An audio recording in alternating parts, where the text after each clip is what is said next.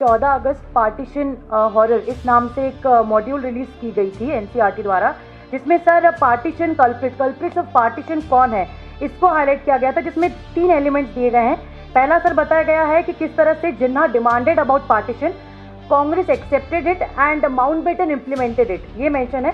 साथ ही साथ नेहरू जी का कोट भी दिया गया है, कहा गया है कि partition was bad but necessary to avoid civil war. ये उनके स्पीच 1938 मैंने तो देखा नहीं, इसलिए अगर आप नहीं खोल के रखिए मोबाइल, दिखाइए जरा मुझे क्या 1938 का जिक्र है। देखिए ना, 1937 मैं पूछ रहा हूँ 1938 डेट है या नहीं है?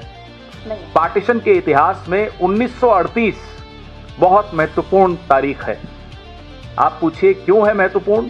तो गुजरात में साबरमती के किनारे हिंदू महासभा का राष्ट्रीय अधिवेशन हुआ था, जिसमें यह स्पष्ट तौर पे कहा गया था कि हिंदू और मुसलमान एक देश में नहीं रह सकते। 1938। आइए आगे 1940, क्या यह है मॉड्यूल में? 1940 में इसी जुगलबंदी को आगे बढ़ाते हुए लाहौर अधिवेशन में, मुस्लिम लीग के लाहौर अधिवेशन में जिन्ना ने यही बात दोहराई थी। 1938 में सबसे पहले हिंदू महासभा ने यह बात रखी थी, 1940 में जिन्ना ने वो बात दोहराई थी।